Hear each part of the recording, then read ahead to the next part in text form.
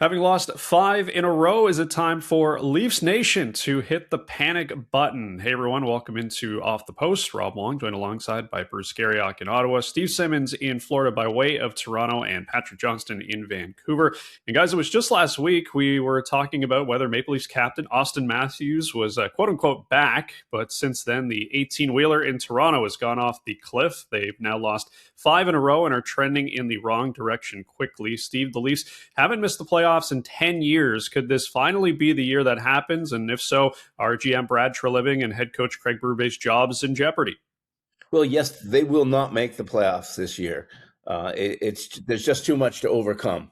When you look at where they are in the standings, how many teams they have to catch, how many points they're behind, not enough head-to-head matchups. It's just everything goes. I'm not going to say everything goes against them. They've made it that everything goes against them between now and the rest of the season. And honestly, I don't see a way in which they make the playoffs. And I think let's start with the general manager first.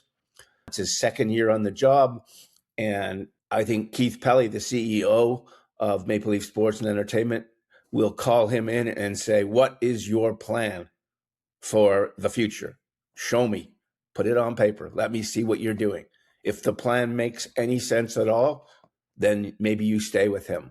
If the plan doesn't work, or he's trying to salvage something that doesn't seem logical, then you let him go and another general manager comes in." I'm pretty sure this is it for Craig Berube. After 2 seasons, the team just doesn't respond very well to him, this group, and they're caught in a really difficult place with so many contracts signed for so many long-term deals and so many no-movement clauses that it's going to be a challenge for whomever is the general manager, including Treliving, to try and fix this and find a way to get better for next season. When Brad Treliving was hired as Leafs GM, I was honestly scratching my head a little bit because obviously I had a front row seat almost to him working in Calgary. And in the end, the Flames never got it done, and there was never a clear sort of forward momentum in what he was trying to do there. And I just didn't quite understand why the Leafs felt this was the guy to push things forward. And, I understood the hiring Craig Berube sort of for the emotional element of it too, and obviously a guy who's had success. And to be perfectly honest, when we watched the Canucks, I've got the Leafs coming in here to Vancouver on Saturday. When we watched the Canucks lose so badly to the Leafs earlier this month, in the midst of what seemed like a good run, had the Leafs turned the corner, we all thought so. But they haven't. They've won once since then. It's actually astounding to see how badly things have gone again. And whether that's the assembly of players and the culture in that room or what have you, in the end, it's the guys that have assembled the team, and that falls on Brad Treliving. And I just have a hard time imagining he's the guy to find the way out of all of this. Well, and the moves he's done have not worked, Patrick. Like you say, I look at the Leafs right now, and their defense is not very good. They're like Ottawa. They've used 5 goaltenders this year, guys. Like Ottawa and Toronto have used the same number of goaltenders. They can't seem to find the goaltending solution that you need. And that to me is scary within itself. And I just wonder how they're in such a bad spot. How do you kind of find your way out of it? That's the real question, because it can be tough. Well, Bruce, I want to touch on a few of the things Bruce said. 5 goaltenders, yes. So is it the general manager's fault when your starting goalie leaves at the beginning of the season for personal reasons? Yeah. Is it the general manager's fault when your second goalie then gets injured with some mystery injury and is gone for the next 3 months? Is it the general manager's fault when your best defenseman, Chris Tanev, who in pair with Jake McCabe gives you a number 1 pairing, which they haven't had in many, many years, and had a successful one last season, is gone for virtually the entire season? When Brandon Carlo, who they traded for last year and settled Morgan Riley down somewhat, is gone for most of the season. Does that fall on the general manager that he made those moves and all of those guys one by one? I understand Tanev has a history of being injured, but Carlo doesn't, and Wall doesn't, and to the same extent, and Stolarz does, but he didn't over the last 2 years. And so you go through it, and yeah, you can point to lots of reasons why this has happened, but I like to switch it around to the big guys. And let's go Austin Matthews, William Nylander. Let's go there, because who leads the Edmonton Oilers? McDavid and Draisaitl. Who leads the Colorado Avalanche? McKinnon and Makar. Those engine guys. Those are engine guys. Those are two of the top 6 or 7 paid players in the game. Great players change teams, and they haven't this year. Austin Matthews has 12 multi-point games. Leon Draisaitl has 30. McKinnon has 29. McDavid has 30. Kucherov has 30. The better players in the league are 3 times more productive on a nightly basis than Matthews is. Nylander a little bit better than that, but he's been hurt a lot. So again, an injury to a game-changing kind of finger-pointing player. And so, yeah, there's things that didn't work for the GM. I think, I'll use Nicholas Roy, the center. On a good team, he's a real nice third-line center. But when your first and your second-line centers aren't doing anything, suddenly his lack of offense becomes apparent, and so he becomes like a wasted player. So you can look at what Treliving has done and say, yeah, they didn't work out. But I don't think he did a bad job in the players that he chose to bring in. I just think everything in sort of tandem with each other has just blown up. The thing that stands out to me in all this is, in the end, there are 9 guys. They started the season with 9 guys. Currently 9 guys on the roster. You can add Chris Tanev to this if you want, that are over 30. This is the 7th oldest roster in the NHL. It's an old team. It's an old team. And it's a sort of a team that's this is what it's going to be, right? I've always been a huge fan of William Nylander, of the way he plays.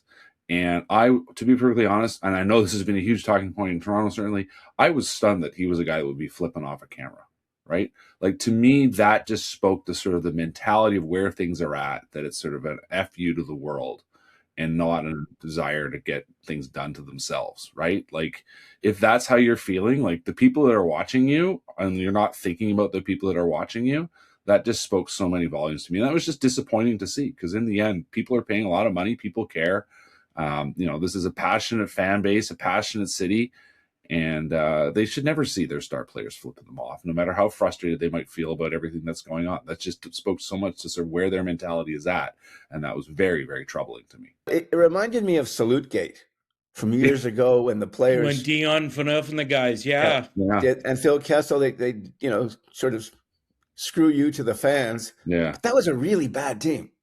Yeah, and that was a really terrible bunch of guys. This is not a bad team. It might be a terrible bunch of guys, but it's not a bad team.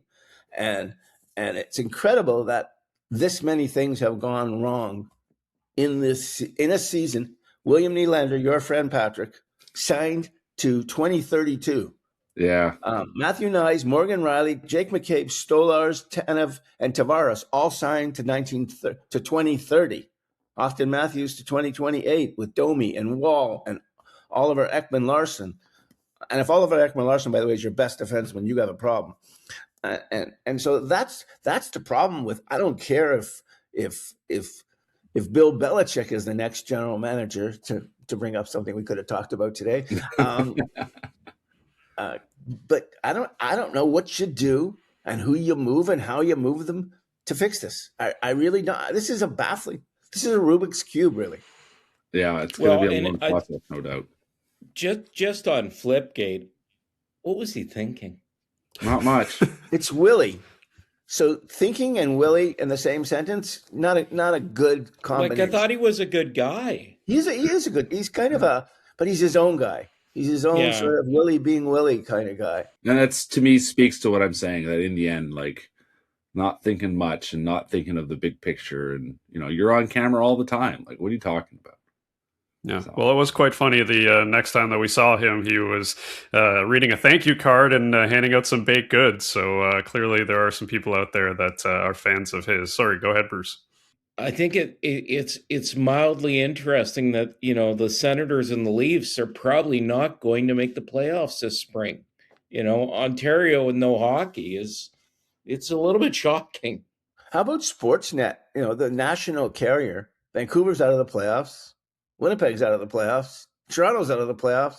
Calgary's out of the playoffs. Montreal, and nobody watches Montreal, by the way, on English television. No. So No. you know, they have Oilers. Edmonton. That's their Canadian audience basically for the playoffs. It's not much to hang your hat on for the network that, you know, already loses money hand over fist for its hockey coverage. But again, I look at this. You're coming in. You're the new GM. You're whoever. I don't know. I don't even know who the next likely guy somewhere is. There's a lot of bad GMs out there in the NHL right now. You want a good one. And who is he? I don't know. I've heard Doug Armstrong's name, and I'm not sure how good a general manager he is when you look at the St. Louis Blues. You've got 1, 2, 3, 4, 5, 6, 7, 8, I think 9 no trades. Maybe more than that, but 9 for sure, of guys signed long term. So the first thing I'm doing, if you're naming me GM tomorrow, the first thing I'm doing is I'm having a meeting with Morgan Riley, who is really one of the great guys on the Leafs. And I'm saying, Morgan, you've had a really great time here. I think it's time to end. And you put him out in the market, and because he doesn't make you better.